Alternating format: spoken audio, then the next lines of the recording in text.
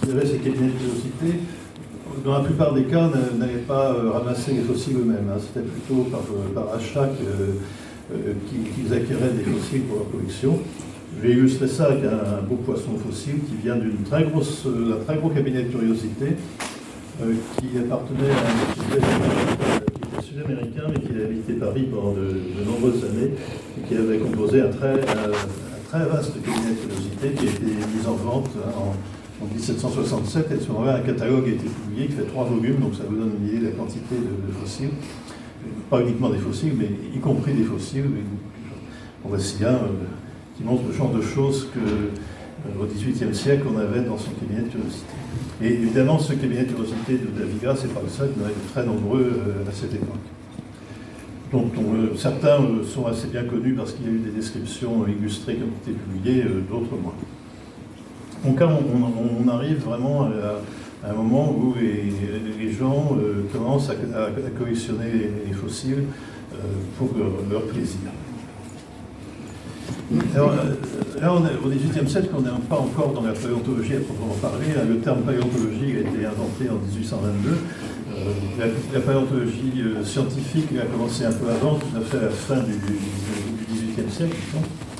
Et les collectionneurs de fossiles se sont multipliés au moment où la paléontologie est devenue une science à part entière.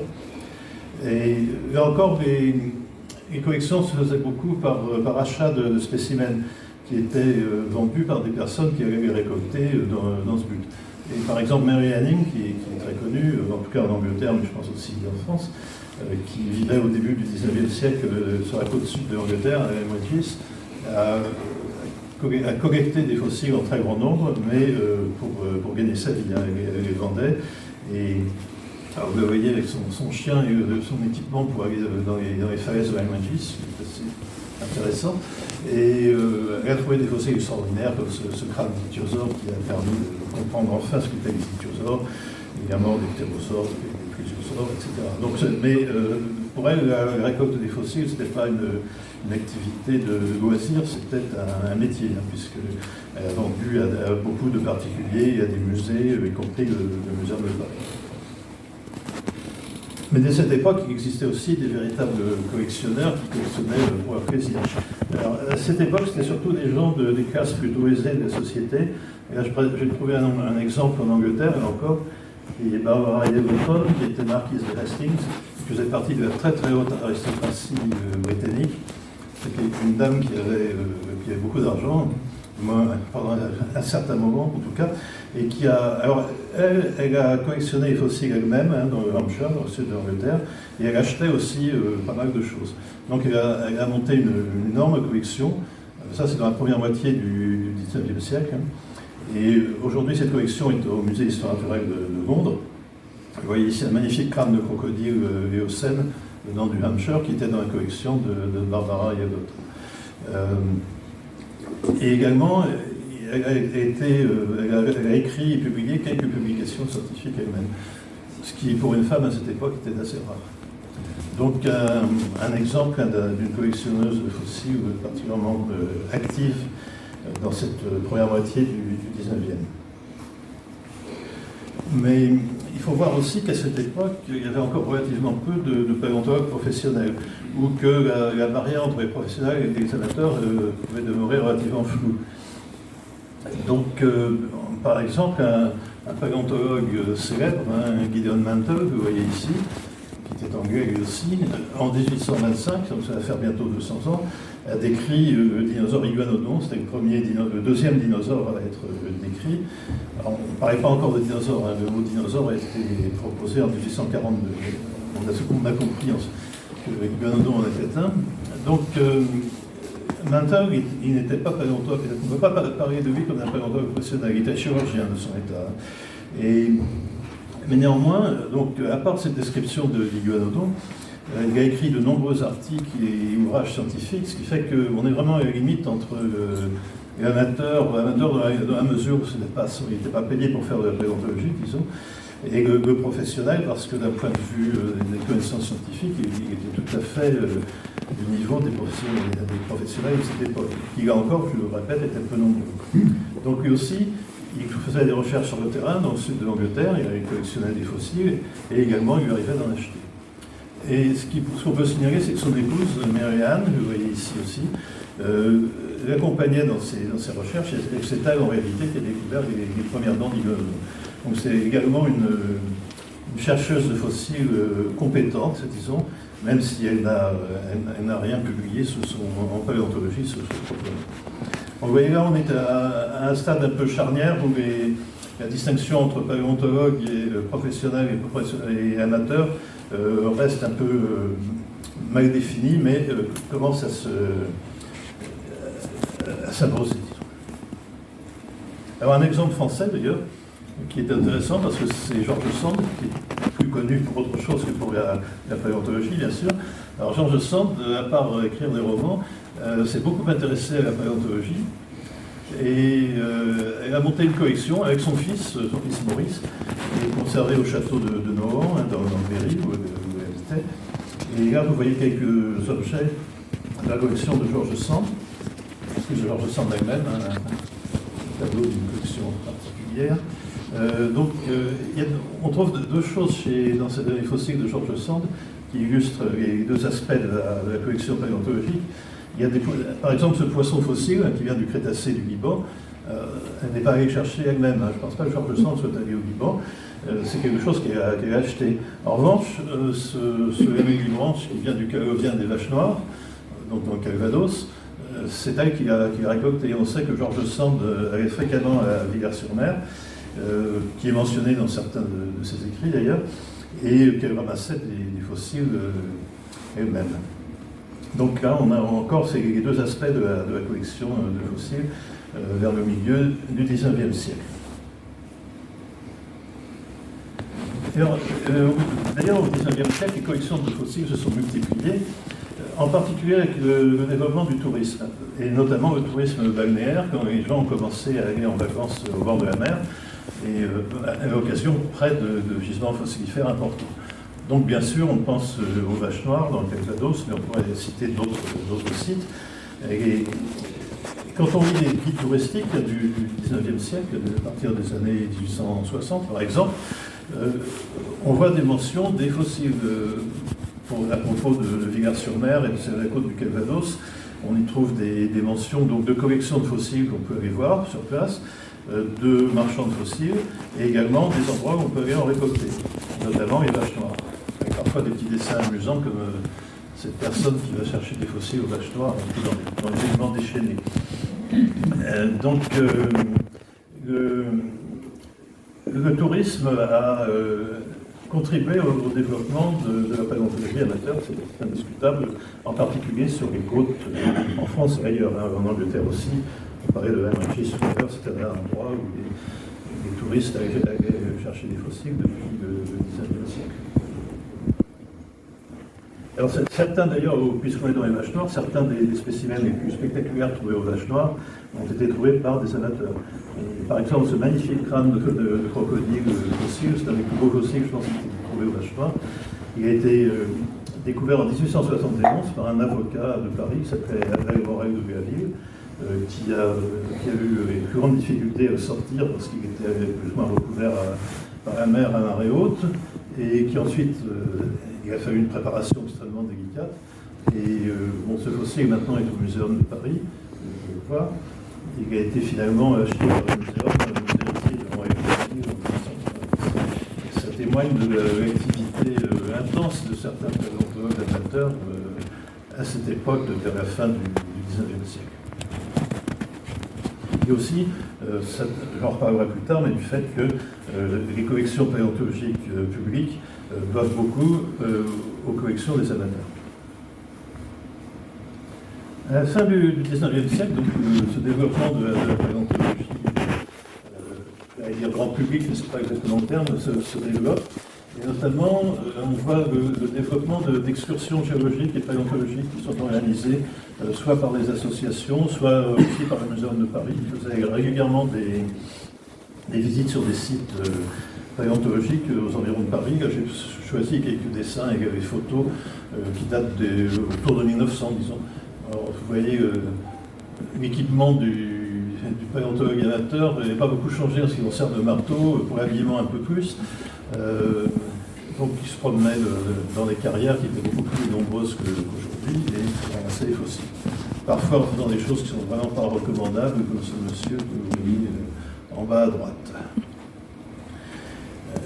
Donc un grand développement vers le début du XXe siècle des excursions paléontologiques. Et ensuite, à partir du milieu du XXe siècle, la communauté des paléontologues amateurs a évolué, a changé, hein, notamment par une certaine démocratisation. Ça n'était plus une activité réservée aux gens riches. Ça a été quelque chose qui est devenu à portée de beaucoup de gens. Et puis il y a eu une multiplication des clubs et des associations qui organisent des sorties, des salles, etc.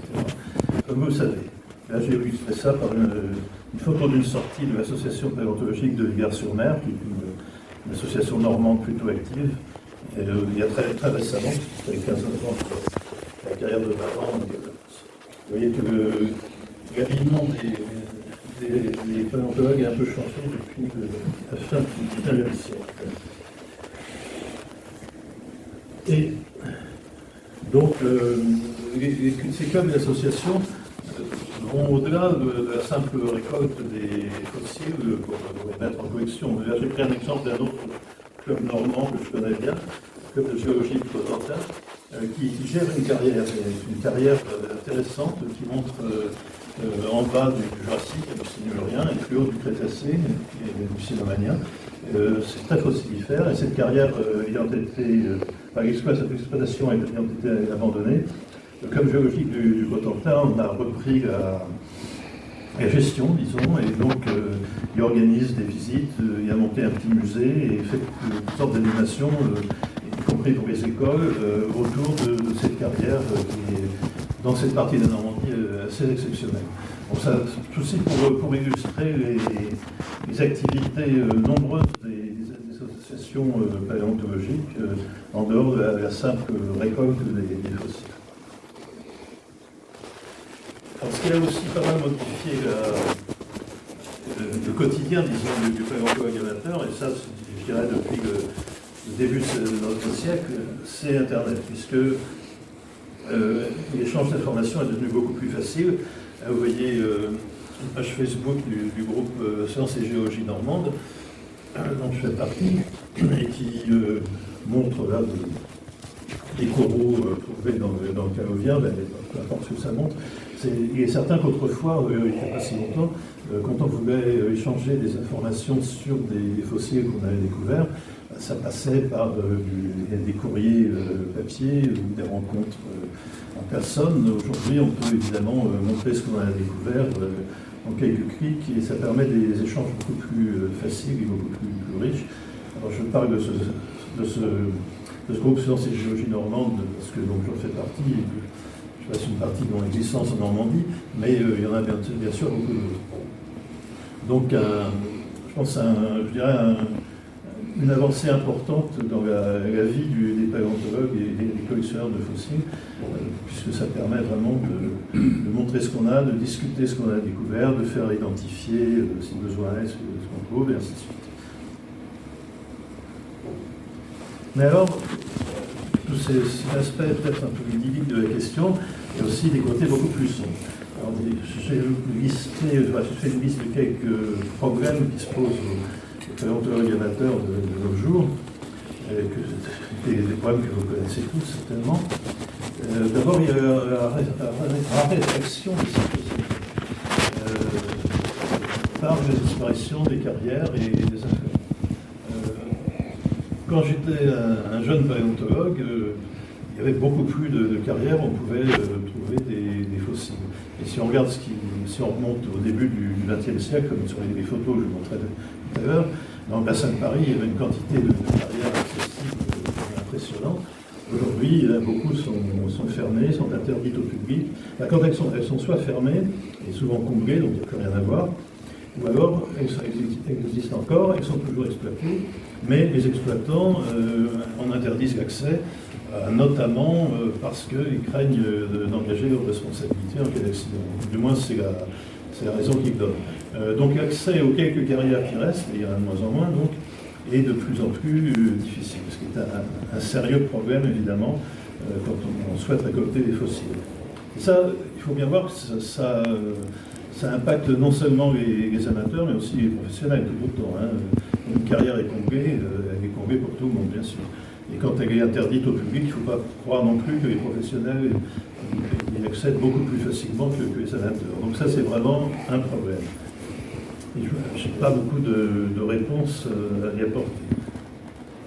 Et puis alors, un autre problème qui est à certains égards encore plus grave, c'est les projets d'interdiction de récolte des fossiles. Qui là aussi pénalise tout le monde, hein, aussi bien les professionnels que les amateurs. Alors la grande affaire du moment, bien sûr, c'est le projet de réserve naturelle nationale qui, dans son programme, si on peut dire, contient l'interdiction complète de récolte des fossiles sur les côtes. Avec des raisons que je trouve totalement absurdes. Mais c'est vraiment très grave parce que ça voudrait dire que des sites particulièrement importants, comme les Vaches Noires à l'hiver et au Gap, mais aussi d'autres sites sur la côte normande, seraient interdits à la récolte des fossiles, aussi bien pour les amateurs que les professionnels. Parce qu'on vous dit, oh oui, mais il y aura des dérogations. Bon, l'expérience montre que c'est faux, il n'y aura pas de dérogation. Donc, aussi peu que ça n'a aucun sens. Ce qu'il faut voir, c'est que derrière tout ça, il y a une idéologie. Il y a une idéologie qui n'est pas seulement anti-amateur, mais qui est anti-science en général. Parce que ce que vous disent les gens qui soutiennent ces projets d'interdiction, c'est qu'il faut tout laisser en place. Un fossile, c'est pas grave s'il est fait par l'éruption, c'est même normal. J'ai vu des choses quand même par des gens qui soutiennent ce genre de choses assez étonnantes. Du genre, si vous trouvez une ammonite, vous prenez une photo et puis vous la laissez se mettre. C'est normal, c'est pas c'est une idéologie qui s'oppose à la récolte des fossiles, parce que la nature est une sorte de divinité auquel il ne faut pas toucher. Et c'est à la fois très anti-scientifique, je dirais, et ça n'a aucun sens. Et malheureusement, ces gens-là trouvent un écho dans l'administration. Et donc, l'histoire de la réserve du Calvados n'est pas terminée. Heureusement, il y a des gens qui se battent. Hein. On est intervenu auprès des élus locaux, des sénateurs et sénatrices du Calvados, qui sont tous maintenant opposés à cette interdiction. Le député des communes concernées également contre, le maire de Villars-sur-Mer pareil. Donc il y a tout de même parmi des élus une prise de conscience de l'absurdité de la chose et de conséquences négatives que ça aurait, entre autres pour le tourisme local. Donc la bataille n'est pas perdue. Le gros problème, c'est qu'il ne nous aura pas échappé que les ministres, y compris les ministres de l'Environnement, changent très souvent ces temps-ci. Et à chaque fois qu'il y a un nouveau ministre, ce que le ministre précédent avait discuté, disons, avec les élus, est complètement oublié. L'administration continue sur son chemin, sur ses rails, avec ses projets d'interdiction. Donc à chaque fois qu'il y a un nouveau ministre, il faut que les élus locaux reviennent à la charge et expliquent que c'est complètement stupide d'interdire la récolte des fossiles. Et là, donc, comme on a depuis quelques mois ou semaines un nouveau ministre, eh bien, il a fallu revenir à la charge auprès des élus pour qu'ils aillent se plaindre et dire que ça ne va pas du tout et qu'il faut changer tout ça. Mais bon, je ne suis pas trop pessimiste. Il y avait un ou une des ministres précédentes avait plus ou moins été convaincu par les arguments et l'idée c'était que la gestion de ces falaises serait laissée au Paléospace, un musée paléontologique de Villars-sur-Mer. Et comme le Paléospace est partisan de la liberté totale de récolte des fossiles, évidemment ça résolvait la question. Mais si on en arrive à ça, on pourra, je pense, être assez content. Et d'ailleurs, vous voyez, cette photo, elle était prise au Paléospace il y a quelques mois, et les responsables du Paléospace avaient mis une étiquette rouge sur tous les fossiles qui venaient de collections d'amateurs. Et c'était pratiquement presque 100% de ce qu'ils ont dans la collection. C'était tout à fait spectaculaire. Alors ça mène quand même à se poser une question qui est, je pense, assez fondamentale, c'est celle de la pérennité des collections. Je comprends très bien qu'on soit que des amateurs collectionnent des fossiles. Moi, avant de devenir un paléontologue professionnel, je l'ai fait. Mais si on veut se comporter en amateur écuré, il faut se préoccuper de l'avenir de la collection, à moyen ou à long terme. Parce que, il faut bien le dire, c'est pas agréable à entendre, mais les collectionneurs, ils ne sont pas éternels. Et une collection privée, si on regarde objectivement les choses, a donc une durée d'existence qui est réduite par rapport à celle des collections de musées. Vous avez de nombreux musées avec des collections de fossiles qui sont là depuis 150, voire 200 ans. Des collections d'amateurs qui existaient, disons, au milieu du 19e siècle et qui existeraient encore. Je défie qui que ce soit de demander à ces communes, il n'y en a pas. Toutes ces collections ont disparu. Alors, elles ont disparu, ça ne veut pas dire qu'elles ont été détruites ou éparpillées. Souvent, elles ont finalement intégré des collections officielles, comme celle du Paléospace ou du Muséum de Paris ou bien d'autres. Mais ça veut dire qu'il faut prendre des dispositions adéquates si on se soucie du destin de sa collection. Parce que si rien n'est prévu à l'avance, ce qui arrive à la collection, dans le meilleur des cas, elle va être vendue, éventuellement vendue par morceaux, dispersée aux enchères, ça arrive assez souvent, ou alors elle sera détruite, jetée à la poubelle, parce qu'il ne faut pas croire que les descendants des collectionneurs sont toujours très attachés aux fossiles. Je connais des cas où ça s'est produit, les fossiles ont fini à la poubelle. Et il y a une idée que j'entends souvent dire par des collectionneurs, « Ah, mais mes enfants s'occuperont de ma collection ». L'expérience montre que dans la plupart des cas, ce n'est pas vrai. Les cailloux ramassés par l'ancêtre, généralement, ça prend de la place, ça se couvre de poussière, donc on essaie de s'en débarrasser. Il faut ouvrir les yeux là-dessus. Mais le destin, à mon avis, des collections particulières, c'est, tôt ou tard, de finir dans des collections publiques, dans des musées. Et ça peut se faire via des dons, ça peut être des legs, par vente, des legs de collection, pourquoi pas.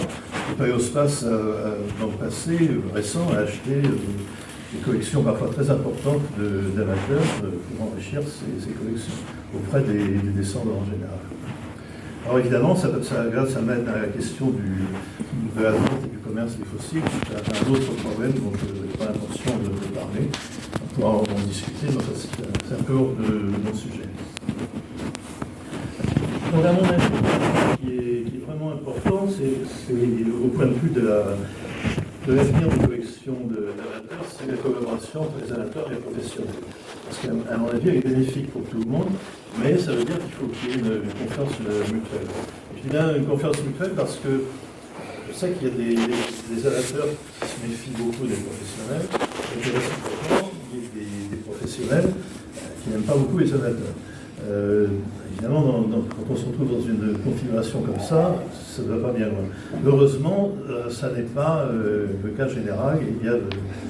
C'est même pas des exceptions. Il y a tellement de cas de collaboration utile et favorable que tous les fois en utilise.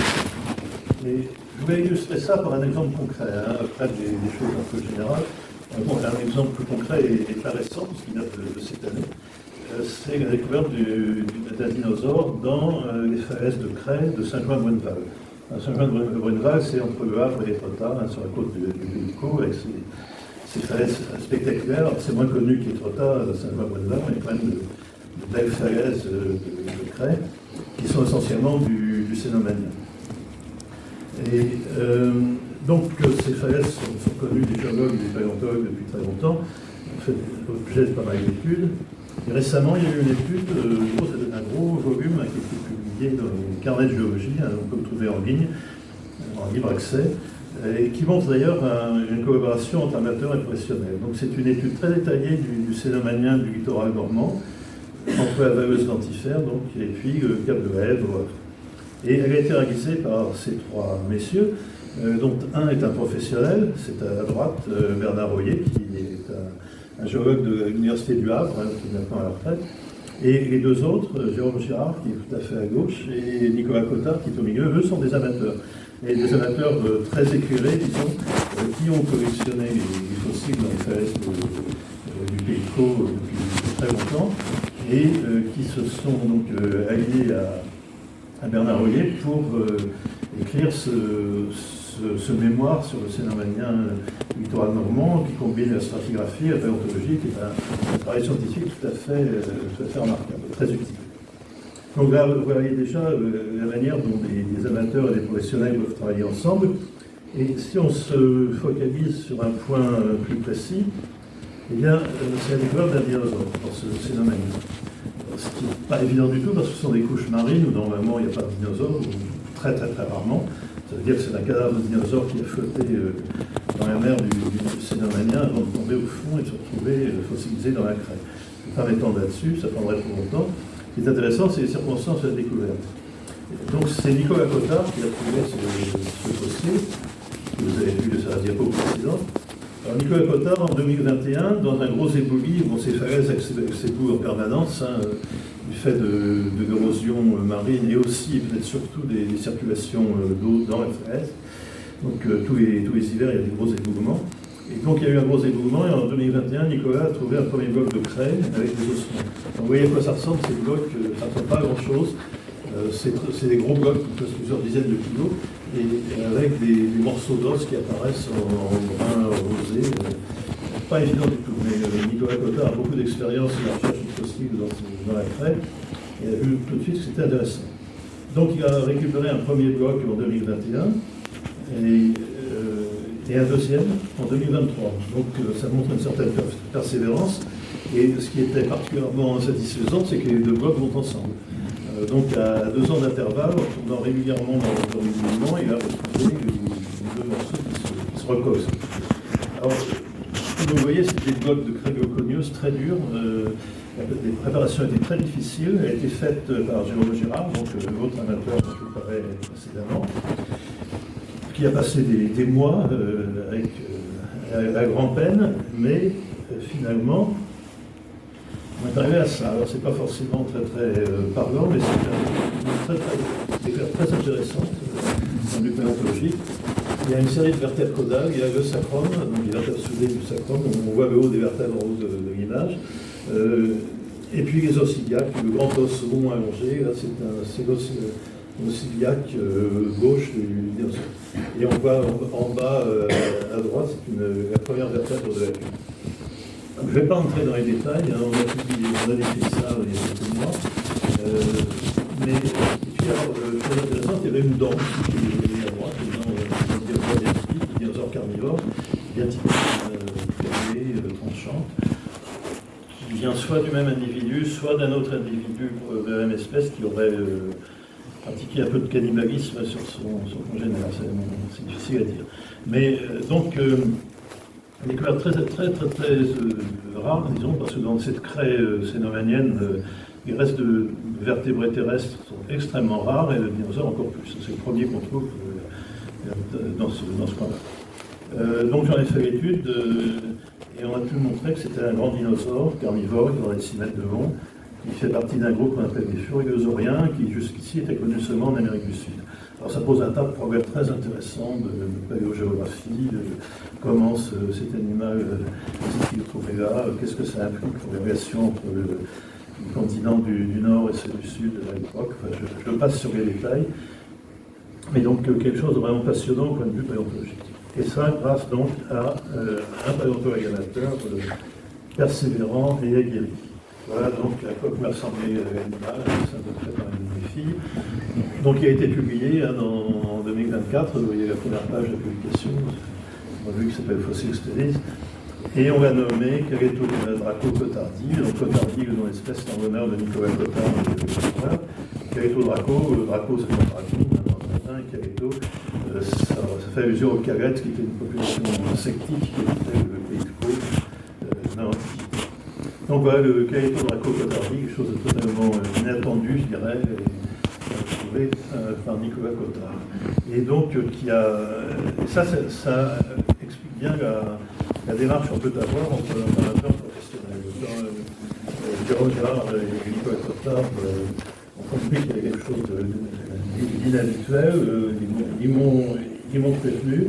On est allé voir le fossile, on a beaucoup discuté. Ça a pris quand même des mois et des mois avant de comprendre ce que c'était, parce que comme vous l'avez vu, le fossile n'est pas extrêmement parlant, hein, c'est pas un des beaux squelettes complets qu'on voit dans les musées. On est allé sur des fausses pistes, on s'est trompé, et puis finalement, il est devenu évident que c'était un gros dinosaure carnivore de ce groupe particulier, connu surtout en Amérique du Sud. Donc voilà, l'épilogue, pour l'instant, c'est cet article et la description d'une nouvelle espèce. Je voudrais que Nicolas Cotin, ici à droite, nous sommes en train d'examiner le fossile au Muséum du Havre. Il a fait don du spécimen au Muséum d'histoire naturelle du Havre. Donc il est maintenant conservé dans les collections du Havre et son destin est assuré. Voilà, donc je vais vous montrer cet exemple qui est récent, qui est très récent même, de ce qu'on peut faire quand on a une collaboration utile et raisonnée entre paléontologues amateurs et professionnels. Alors ça ne veut pas dire bien sûr que ça va se passer dans tous les cas de figure comme ça. On ne va pas faire ce genre de démarche pour la première ammonite venue ou ce genre de choses. C'est un fossile vraiment exceptionnel, mais qui montre quand même que le rôle extrêmement important des amateurs en paléontologie. J'aurais pu en choisir beaucoup d'autres, hein. Il n'y avait pas le temps, mais j'aurais pu. Je travaille depuis très longtemps avec des amateurs en Normandie, mais aussi ailleurs, en Provence par exemple, qui ont fait des découvertes absolument remarquables au point de vue de la paléontologie des dinosaures notamment. Donc ça aurait été facile de multiplier les exemples. J'ai pris celui-là parce qu'il est récent et puis qu'il était très facile à présenter. Donc voilà. J'en arrive à ma conclusion, qui va être assez brève, hein, pour dire que, contrairement à ce qu'on affirme parfois, ceux qui affirment ça d'ailleurs sont des gens qui parlent un peu sans savoir, les activités du paléontologue amateur, elles ne sont pas du tout en contradiction avec celles du paléontologue professionnel. Au contraire, elles sont souvent d'une très grande utilité pour la science. Il faut bien sûr que ça se fasse dans certaines conditions, j'ai un peu expliqué lesquelles. Et donc pour que ça se passe bien, je dirais qu'il faut une collaboration efficace entre les amateurs, les professionnels et aussi les musées, parce que les professionnels, c'est bien de parler des professionnels, mais ce n'est pas eux qui conservent les fossiles en général, bien sûr, il y a des musées pour ça. Vous travaillez bien sûr des professionnels, mais pour la préservation à long terme des fossiles, on ne connaît pas beaucoup d'autres solutions. Alors il y a des exemples dont on pourrait bien s'inspirer en France, notamment en Grande-Bretagne, où des codes de conduite entre amateurs et professionnels ont été établis, qui sont des codes, qui ne sont pas des règlements, des obligations, des choses comme ça. C'est des codes de bonne conduite. Tout le monde se met d'accord sur le fait qu'il y a des choses à faire au sujet des fossiles, des façons de se comporter. En gros, ça veut dire qu'un des aspects, c'est si vous trouvez un fossile qui paraît extrêmement rare à des professionnels, éventuellement à des musées, mais inversement, les musées et autres ne vont pas s'amuser à essayer d'interdire aux collectionneurs de collectionner. Et au contraire, ils sont même encouragés à le faire, parce que c'est comme ça qu'on trouve des fossiles importants. Il faut bien voir que s'il n'y avait pas, je pense que ça ressort de ce que j'ai dit, mais s'il n'y avait pas les amateurs, sur ces côtes de Normandie que je connais bien, il ne sortait à rien comme fossile intéressant. Il n'y a pas assez de professionnels pour passer tout leur week-end à aller chercher des fossiles au pied des falaises, que ce soit dans le Calvados ou en Seine-Maritime.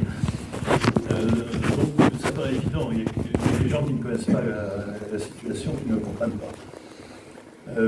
Donc bon, moi ce que je veux dire, c'est que j'invite les collectionneurs amateurs à prendre contact, s'ils le souhaitent, avec des professionnels, et réciproquement, pour avoir les meilleurs rapports possibles, parce que c'est comme ça qu'on peut espérer faire avancer la paléontologie.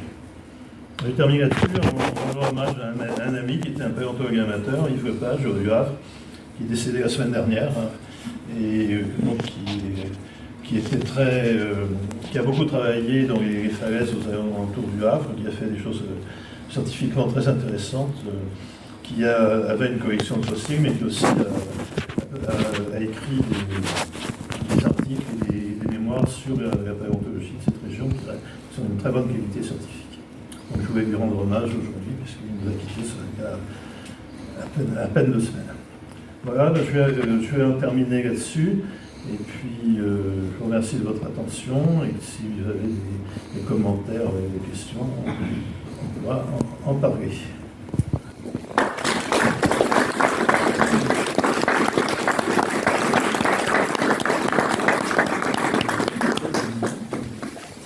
Je pense qu'il y a des choses qu'il faudrait dire.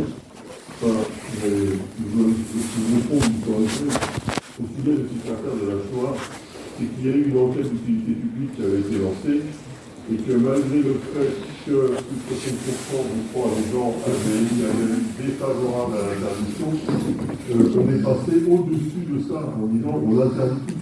Tout à fait. Et là, c'est vraiment un délit de démocratie complet. Ah, totalement, je suis absolument d'accord avec vous. D'ailleurs, je l'ai dit et répété. Il y a eu donc cette enquête a été faite, il y a eu pratiquement toutes les contributions qui portaient sur l'aspect fossile étaient contre l'interdiction. Parce que la réserve ne porte pas uniquement sur les fossiles. Il y a aussi les questions de chasse, de pêche, etc. D'ailleurs, ce qui est très paradoxal, c'est que la chasse et la pêche, en principe, ne seraient pas interdites dans la réserve. Les fossiles n'ont pas le droit d'y toucher. Mais pêcher et chasser, là, pas de problème. Bon, on en pense ce qu'on veut. Et je suis entièrement d'accord avec vous. Le commissaire enquêteur, je ne sais plus comment ça s'appelle, a fait un travail de sagouin, il n'y a pas d'autre mot. Il a enterré tout ça en disant il a répondu à tout ça dans le projet. C'est un déni de justice, si on peut dire. C'est une parodie d'enquête, littéralement. C'est vraiment fichu du monde. Hein.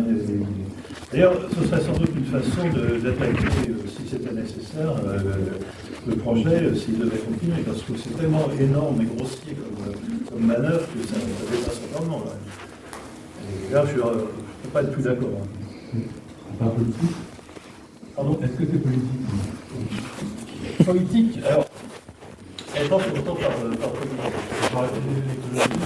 alors, bien sûr, il y a au ministère de l'Environnement tout un lobby contre la récolte des fossiles.